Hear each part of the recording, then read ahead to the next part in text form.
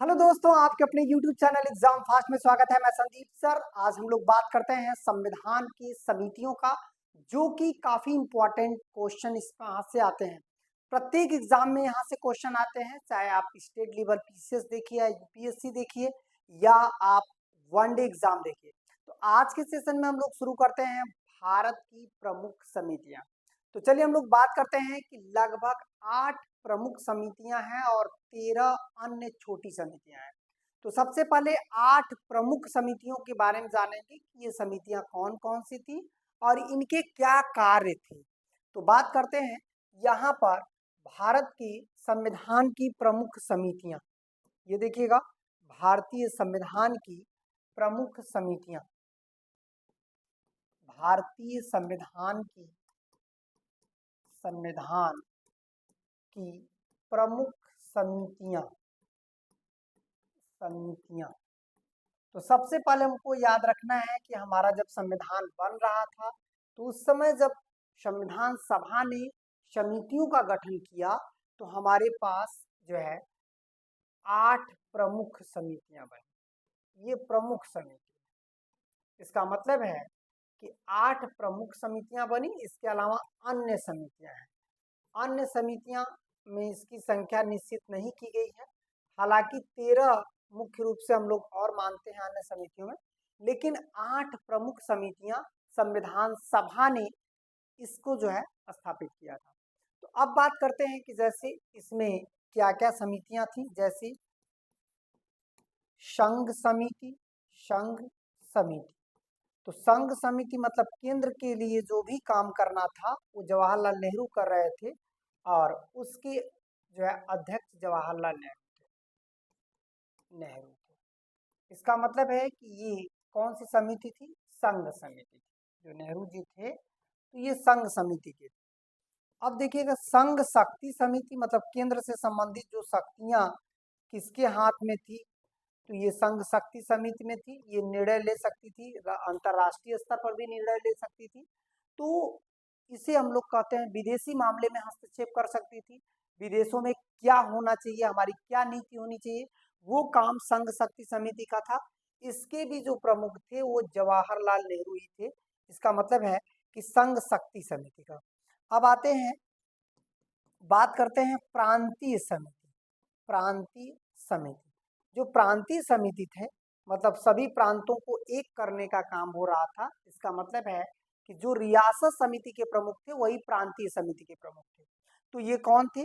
सरदार वल्लभ भाई पटेल। ये देखिएगा, सरदार वल्लभ भाई पटेल, वल्लभ भाई पटेल।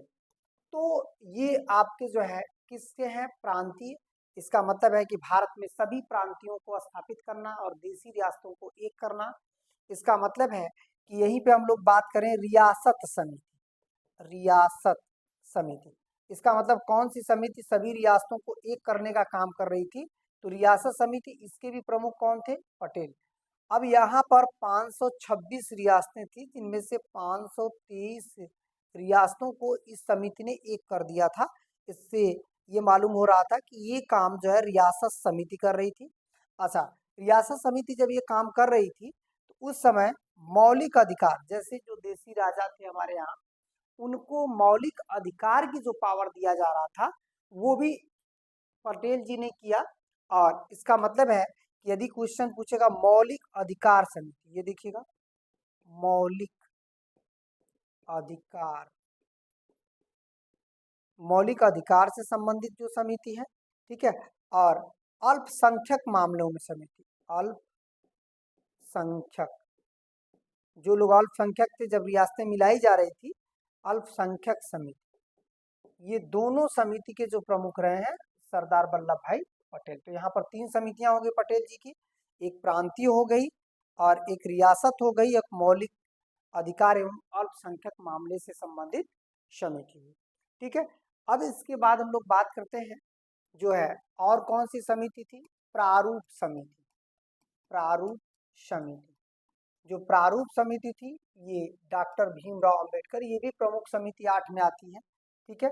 अब देखिएगा, भीमराव अंबेडकर, भीमराव अंबेडकर, ये प्रमुख समितियों में है। अच्छा, इसे तदर्थ समिति भी कहा जाता है, तदर्थ समिति। इसका मतलब है कि ये जो समिति थी तदर्थ समिति, ये काफी अच्छा काम किया था, संविधान को लिखने का काम किया था, तो इसे तदर्थ समिति भी कहा गया।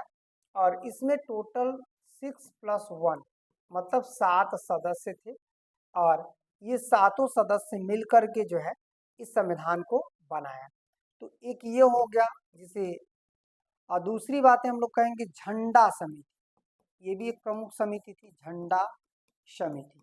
तो इसका मतलब है कि जो झंडा समिति थी इसके जो प्रमुख कौन थे, इसके प्रमुख जो है जेबी कृपलानी थे, जेबी कृपलानी।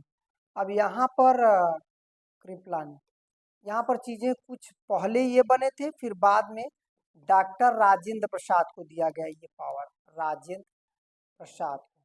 ठीक है, तो ये झंडा समिति है। अब आते हैं प्रक्रिया समिति, जो प्रक्रिया बनाने वाले, प्रक्रिया समिति। तो प्रक्रिया समिति जो थे, और जो संचालन समिति था, मतलब पूरे को संचालन करने का काम कर रहा था, संचालन समिति। तो प्रक्रिया और संचालन समिति का काम कौन कर रहा था, तो ये थे डॉक्टर राजेंद्र प्रसाद। डॉक्टर राजेंद्र प्रसाद जो है इसको प्रक्रिया भी समिति थे और संचालन समिति। तो ये तो प्रमुख समितियां थी, जिसमें आप जो प्रक्रिया समिति थी यहाँ तक तो प्रमुख है, जो संचालन है ये प्रमुख नहीं था, लेकिन ये 8 समितियां काम कर रही थी जो प्रमुख रूप से थी। तो आपको फिर से देख लेना है, जैसे संविधान की प्रमुख 8 समितियां हैं, इसके अलावा अन्य समितियां। तो अन्य समितियां तो हम लोग पढ़ेंगे ही, जिसमें संघ शक्ति जवाहरलाल नेहरू, संघ समिति भी आपका जवाहरलाल नेहरू, प्रांतीय समिति वल्लभ भाई पटेल, सरदार वल्लभ भाई पटेल, रियासत समिति सरदार वल्लभ भाई पटेल, मौलिक अधिकार अल्पसंख्यक समिति वल्लभ भाई पटेल। ठीक है, तो अब इसके बाद प्रारूप समिति भीमराव अंबेडकर, झंडा समिति प्रारंभ में अस्थायी रूप से जेबी कृपलानी, अस्थायी रूप से राजेंद्र प्रसाद, प्रक्रिया समिति राजेंद्र प्रसाद, और इनकी एक छोटी सी समिति थी संचालन करने का काम देखती थी, जिसे संचालन समिति कहा गया। तो ये तो हमारे संविधान की प्रमुख समितियां हो गई। इसके अलावा जो है हम लोग छोटी छोटी भी समितियां जो है देख रहे थे। तो देखिएगा छोटी छोटी समितियां क्या क्या देख रहे थे, जैसे राज्यों से, जैसे अन्य समिति की बात करें, अन्य समिति, अन्य समिति कौन कौन सी है, जैसे राज्यों से संबंधित समिति, राज्यों से देखिए संबंधित समिति, समिति। तो जो प्रांत है उसको हम लोग राज्य नहीं कह सकते, आराम से कह सकते हैं। इसके भी जो ये छोटी सी लेकिन समिति थी, इसके कौन थे प्रमुख, जवाहरलाल नेहरू, जवाहरलाल नेहरू थी राज्यों से संबंधित जो समितियां थी। ठीक है, फिर इसके अलावा जो है आपका देखा जाए तो संविधान कार्य संचालन समिति, कार्य छोटी छोटी समितियां, कार्य संचालन समिति, कार्य संचालन समिति मतलब जो पूरे कार्य को संचालन करने का काम कर रही थी। तो ये के.एम. मुंशी है, कार्य संचालन, KM. Munshi, KM. Munshi, KM. Munshi थे जो कार्य संचालन समिति देख रहे थे। ठीक है, तो ये हो जाएगा कार्य संचालन समिति। फिर इसके बाद कौन सी समितियां हैं, तो कार्य संचालन के बाद आते हैं सदन समिति, सदन समिति। जो सदन समिति था, इसमें यदि देखा जाए सदन समिति में, तो पट्टाभी सीतारमैया थे, पट्टाभी सीतारमैया, सीतारमैया, पट्टाभी सीतारमैया थे। ठीक है, ये क्या कर रहे थे, ये कर रहे थे सदन समिति, एक छोटी सी समिति थी उसको देख रहे थे। अब इसके बाद आते हैं, जैसे ये आपका सदन समिति हो गया, सर्वोच्च न्यायालय की तदर्थ समिति या आवास समिति, एक छोटी सी है ये भी, आवास समिति। आवास समिति जो है इसको देखा जाए तो ये भी पट्टाभी सीतारमैया है, छोटी सी समिति है। ये सभी छोटी छोटी समितियां हैं। अब इसके बाद आपका आ जाएगा भाषा से संबंधित समिति, भाषा से संबंधित समिति, संबंधित समिति, भाषा से संबंधित समिति जो है, यदि उसको देखा जाए तो एस के धर हैं, एस के धर। ये सब छोटी छोटी समितियां हैं जो कि आपकी इम्पोर्टेंट क्वेश्चन बनाती है। कभी कभी इस पर भी, हालांकि मुख्य समितियों पर ही ज्यादातर क्वेश्चन देता है। ये हो गया। फिर इसका सर्वोच्च न्यायालय तदर्थ समिति, सर्वोच्च न्यायालय तदर्थ समिति, तदर्थ समिति।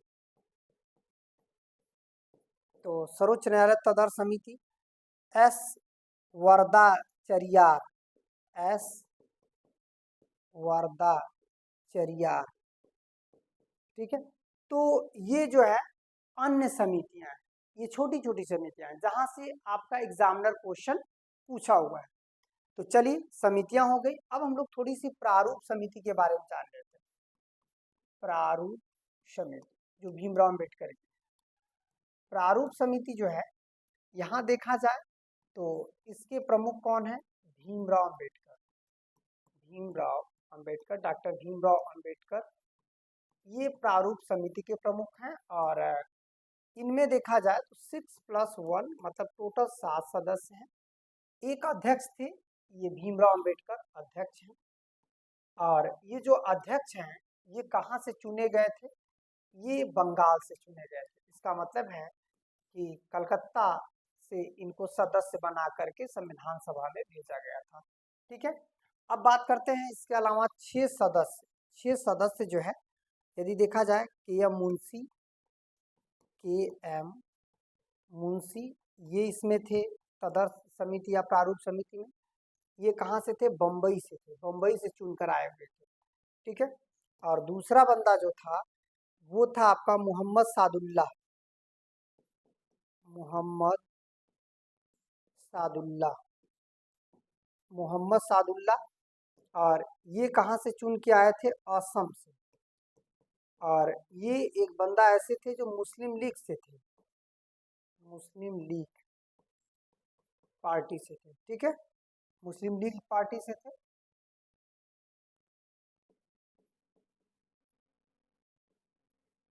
मुस्लिम लीग पार्टी, ये हो गया। फिर तीसरा देखिएगा, तीसरा वी.एल. मित्र हैं, वी.एम. मित्र, ये किसी भी पार्टी से नहीं थे। ठीक। चौथा, मतलब ये कहीं से चुने ही नहीं गए थे, डायरेक्ट बस नियुक्त किए गए थे।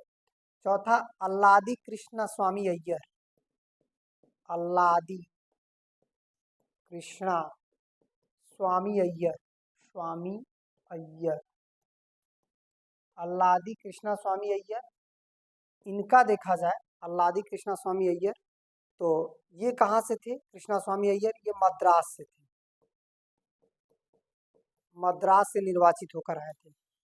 पांचवा बंदा, पांचवा बंदा एन गोपाल स्वामी अयंगर, एन गोपाल स्वामी, स्वामी अयंगर, अयंगर, ये कहाँ से थे?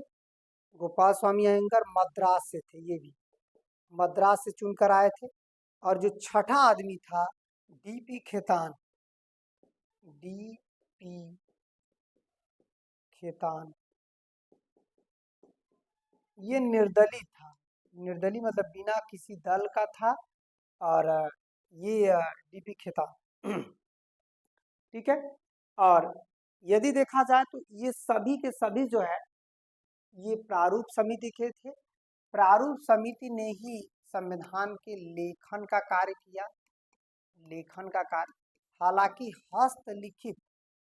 हस्तलिखित जो हुआ था संविधान में, वो किसके हाथ से लिखा गया था? प्रेम नारायण रायजादे, राय प्रेम नारायण जो है रायजादे, प्रेम नारायण रायजादे द्वारा हस्तलिखित किया गया अंग्रेजी की इटालियन, अंग्रेजी के इटालियन भाषा। तो इस तरह से हमारा जो है संविधान किस भाषा में लिखा गया था? तो हमारा संविधान अंग्रेजी में लिखा गया था। अंग्रेजी में भी फ्रेंच होता है, अमेरिकन होता है, तो ये इटालियन में लिखा गया था। तो इसके बाद फिर बाद में हिंदी में अनुवाद किया गया। तो इस तरह से हम लोग प्रारूप समितियां, अन्य समितियां और 8 बड़ी समितियों के बारे में पढ़ लिए। अब हम लोग आगे के सेशन में जो है अगला न्यू टॉपिक को पढ़ेंगे कि किस तरह से संविधान का पूरा प्रारूप कैसे लागू हुआ, कितने आर्टिकल्स लागू हुए उसके बारे में। ठीक है, आज इतना ही, धन्यवाद।